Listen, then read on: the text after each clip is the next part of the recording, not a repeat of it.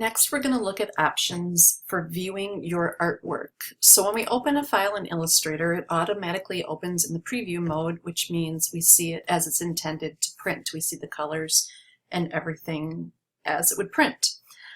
But when you're working with really large or complex artwork, sometimes it takes a lot for your computer to redraw and fill in all these colors, and it kind of slows you down. Or you might be trying to get to something that's maybe kind of hidden underneath one of these color shapes and it's hard to reach. So there are lots of reasons for using this outline view. If you go into view, you'll see the very first option is outline, and Command Y is the keyboard shortcut. When we see this, it's basically a blank coloring page or a blank shape page, and we see no colors, no fills, no strokes, no overlays, no opacity, it's just the lines. And this can make it very easy to select exactly what you want when it might be hidden, as I said.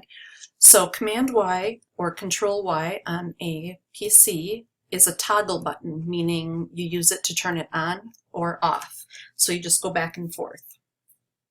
Another option in the View menu is Overprint Preview. And when we look at this, this shows us any lines or shapes that are set to overprint. This is helpful if you're working with print, and sometimes inks overlap and actually interact with each other when they overlap. They kind of tint the color beneath them. Sometimes we don't want that. We don't want them mixing color. So in this case, I'm going to zoom in to the arms of our person, and notice how they look very different, meaning they didn't want them, they did or didn't want them blending with the colors beneath them. And if we go to the regular view, turn that off, we can see how these shapes underneath, we can't see through. We wouldn't expect to see through someone's arms. So these two colors didn't blend or have any mixing of ink. So this is an overprint. Another option we can look at under the View menu is the Pixel Preview. And again, I'm going to keep zooming in, and you're going to start to see jagged edges. This shows how this artwork would look if it was turned into pixel art to be used specifically on the web, where each square is a pixel on your computer screen that has to be lit up with one specific color. So is it this dark teal color or greenish color, or is it a lighter or lighter color? And the only reason they do this is so that we don't see these jagged lines nearly as much when we look at this at regular, or even zoom in a little bit. But we definitely see the pixels and the jagged edges. Back up in our View menu, we can uncheck this, and we're back where we want to be, not looking at pixels, but looking at vector art. All right, let's talk about artboards. I'm going to fit this artboard in our view, so Command 0. And like I said earlier, artboards contain the printable work similar to pages in InDesign, which you'll learn next semester. You can use artboards to crop areas for printing or placement, and you can also use them for creating multiple artboards to create multi-page PDFs, printed pages with different sizes or different elements, independent elements that you maybe want to create for a website or a video storyboard or something like that. Illustrator will allow us to have up to 1,000 artboards under a single file name. So an example might be this graphic that we see right here is shaped, I'm going to zoom out a little bit, kind of as a rectangle. What if we wanted to use it this way as a poster, but we also wanted to create a business card and a postcard?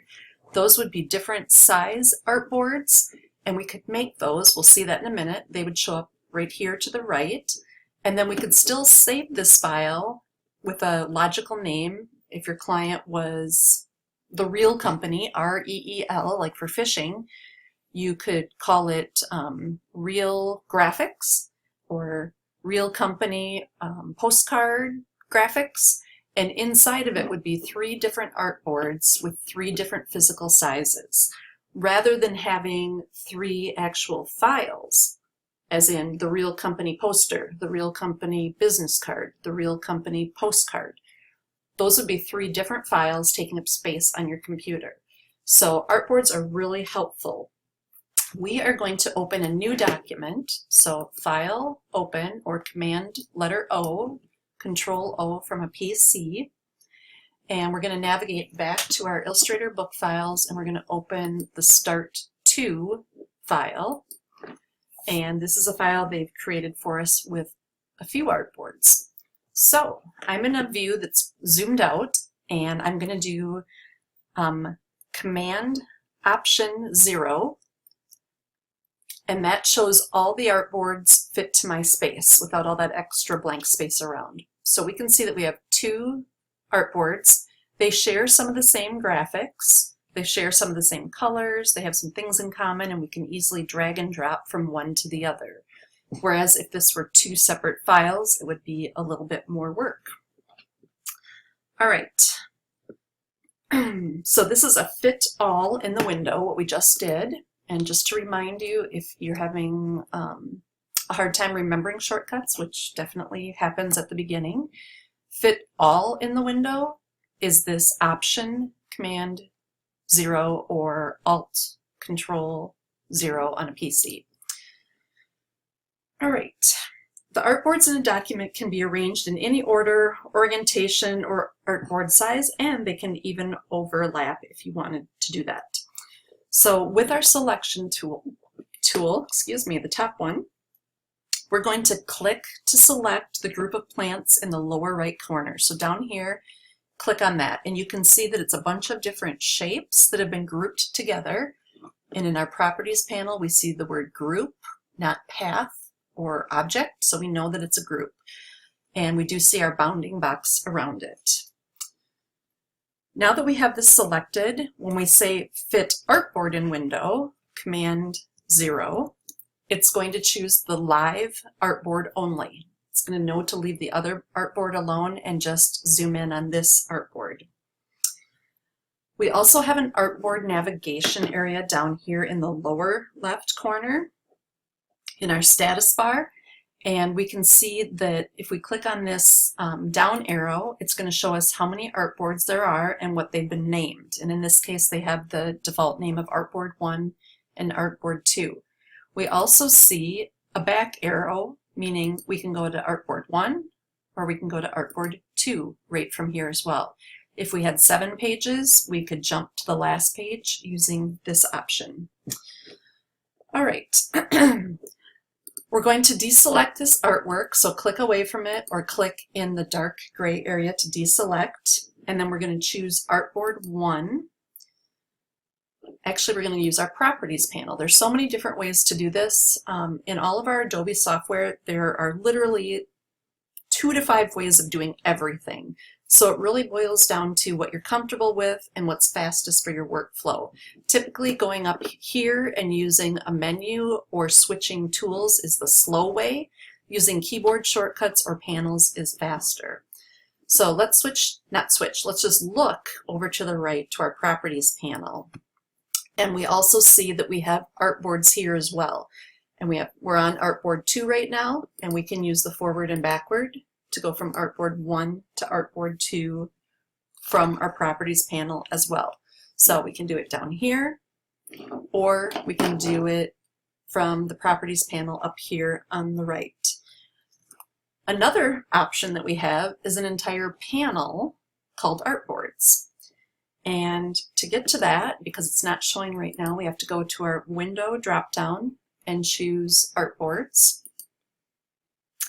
And this is a floating panel that we can bring over here. We can dock it to the side, we can dock it in these tabs, or if we hold it above and we get that blue line, we can actually dock it as a separate panel up here.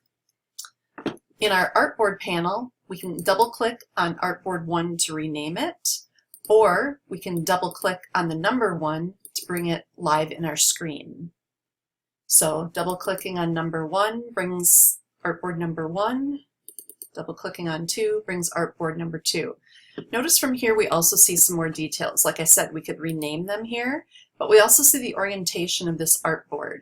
So Artboard number 1 is a vertical orientation, and Artboard number 2 is a horizontal orientation. All right.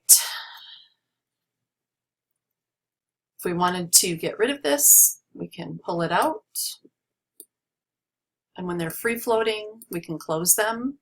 Maybe we just wanted the Artboard panel as a tab, and we can dock it that way as well. So there's lots of ways to customize your workspace.